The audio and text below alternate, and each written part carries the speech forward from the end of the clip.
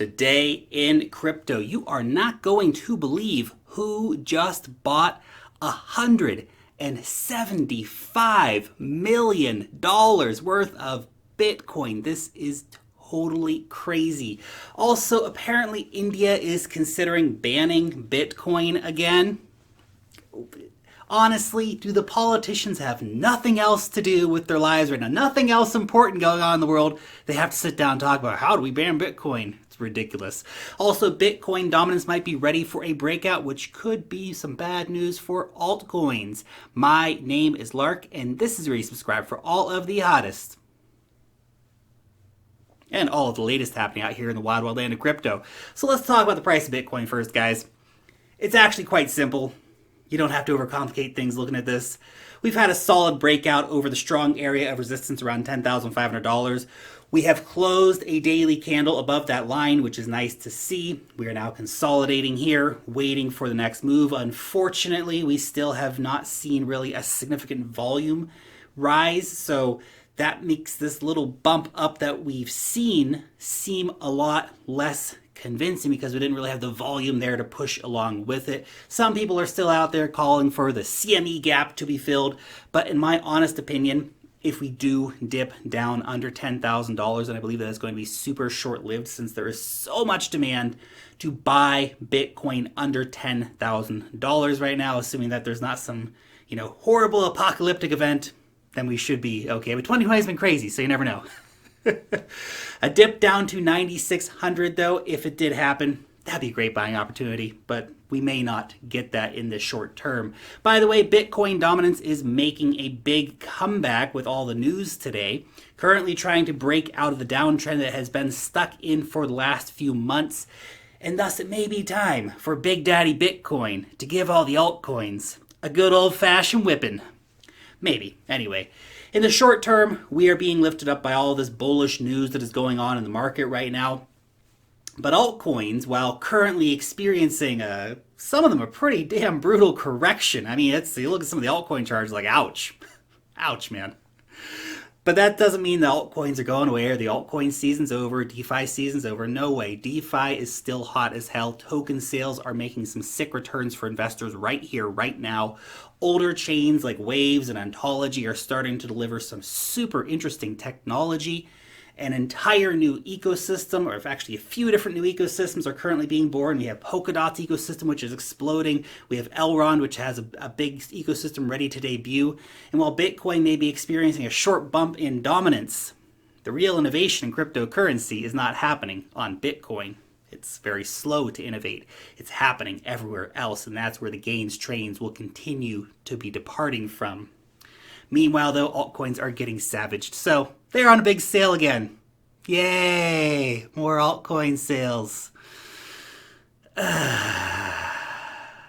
A big thank you to BlockFi for sponsoring today's episode. BlockFi has a big promotion on with up to a $250 sign-up bonus. This is free crypto, guys. You got to pay attention to this if you're thinking about trying BlockFi's services. All you have to do is sign up for a new account using the link down below in the description and fund your account before September 25th. In addition to the $250 bonus, you can start earning 6% on Bitcoin, 4.5% on Ethereum, 5% on Litecoin, 8.6% on USDC and Paxos dollar stablecoins, and 4% on Paxos gold tokens. And of course, BlockFi's Flex Pay option also allows you to deposit dollars and receive interest in Bitcoin or another cryptocurrency of your choice. BlockFi also offers loans, so you can use your crypto as collateral to get cash in a flash instead of selling your cryptocurrency, because we all know Bitcoin's going to the moon. Last thing you want to do is have to have your back against the wall and sell it now for cash. So you can use BlockFi to take a loan to get that cash, and of course it's also a tax-free loan. So if you want to start earning a passive income today with your cryptocurrency, then check out the link down below in the description to learn more about BlockFi. Okay, let's get on to today's big news story. So more than $1 billion worth of Bitcoin has now been tokenized to access DeFi protocols on Ethereum. In fact, we are almost at 100,000 Bitcoin locked into DeFi. Now this actually represents around 12% of the total value locked in decentralized finance right now. However, it is only 0.47% of the total supply of Bitcoin, meaning that there is a lot more room for all of this to grow as the platforms become more reliable and investors feel safer putting their Bitcoin into this. Right now, we basically have only the pioneers who are coming into DeFi with their Bitcoin. There's so many layers of risk right now, from the risks of wrapping your Bitcoin, and thus who's the custodian, what are the security protocols of that custodianship, to of course the high risk of the DeFi platforms themselves, which have regular exploits and hacks and all these things going on. Even the audited ones, still all kinds of crazy stuff happens. We're trailblazing here, guys, and it's a dirty business. Obviously, there's a growing demand for Bitcoin and DeFi, but I feel that we will see more Bitcoin coming in as the security parameters get better. So definitely watch for that to keep growing. The second big story I have for you today is that Indian lawmakers are once again thinking about how to try to ban Bitcoin. I mean, for duck's sake, man, it's just, why? Anyway, according to an unnamed source, India's federal cabinet is set to discuss a bill that could ban crypto. The bill will then be sent to Parliament if, of course, they agree on something. And look, we've heard this story before coming out of India. Sometimes something comes of it. Usually nothing has come of these kind of stories. Even if something did reach the Parliament, the Supreme Court could still strike it down. So there's a lot of ifs and maybes in this story, but even that they're having the conversation, it's just so dumb. Obviously, it's aimed at capital controls and tax evasion, right? So instead of trying to regulate the cryptocurrency industry with common sense regulations like Swiss lawmakers have done, Indian lawmakers are discussing the banning route. Crack down on it. That always works. A ban, by the way, would mean basically that fiat on-ramps would be shut down, and it would become very difficult for regular Indians to buy cryptocurrency using their bank accounts, which would, totally frickin' suck, man. And this is actually the stupidest way to combat capital flight and tax evasion. $50 billion has left China already just this year as capital flight on the back of Bitcoin and on the back of stablecoins. China, by the way, banned cryptocurrency in 2017. Since then, the market has grown exponentially, and massive sums of money have left China's shores. China's black market, it's massive, and it's all black market stuff. China could have regulated and got all the tax revenue. Instead, they went the black market option. Now it's bigger than ever. And if India tries to go the China ban route, then they're going to have the same success as China had, which is none. Bitcoin will not be stopped. Those who try to stop it lose. It's that simple. Why are politicians all so dumb? Anyway, the final story for today. Remember that company MicroStrategy? Those guys are back, and they bought more Bitcoin. It's crazy, $175 million of the Bitcoin.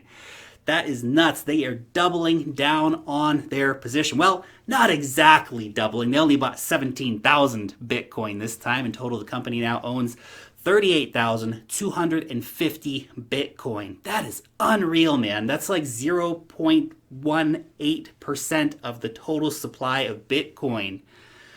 The dollar, of course, is becoming an increasing risk for these companies that have these large cash piles just sitting around. So is the euro and basically all the other fiat currencies. Gold, of course, has been popular with companies, and for the more tech-savvy, Bitcoin is starting to fill a big void. I said it before, and I'm going to say it again. MicroStrategy is the first publicly traded company to take on Bitcoin as a reserve asset, but it is not going to be the last. No sirree, Bob.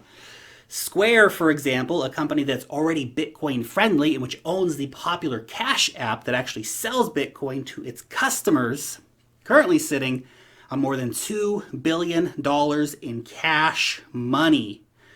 How long until Jack Dorsey wakes up and says, hey, you know what, man? Let's just throw $500 million into Bitcoin of company money as a reserve asset. It's a big difference. Apple has $192 billion. Microsoft has $68 billion. Cisco has $46 billion. Oracle has $33 billion. I mean, look, just Apple Apple could buy the entire supply of Bitcoin today with their $193 billion. But just, well, theoretically, let's just imagine this. If they used just 1% of their cash reserve to buy Bitcoin, it would buy them nearly 1% of the entire supply of Bitcoin. One company, 1% of their cash reserves. The other companies, when they see a company like Apple do that, they're going to want in on the action too. And then the banks are going to go, man, we better not miss out on this either. Central bank is going to go, oh man, what's happening over here? We got to get some of that Bitcoin stuff. Hedge funds, they're going to need their cut too.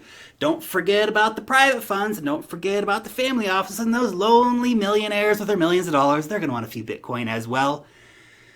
You want to know how Bitcoin goes to $100,000 and beyond? That's it. It's that simple. That is the secret sauce. This is happening. This is real. We see massive, massive money coming into Bitcoin. $175 million Bitcoin purchase. That's crazy. The only question is how long until other publicly traded companies take the plunge into Bitcoin. Anyway, those are just my 2 Satoshis. Your question for today. Will we see another publicly traded company announce their Bitcoin buy this year? I think the chances are pretty decent that we could. I mean, there's only a few months left in the year, but you let me know what you think down below in the comments section. Thank you so much for watching today's video. Long live the blockchain, and peace out till next time.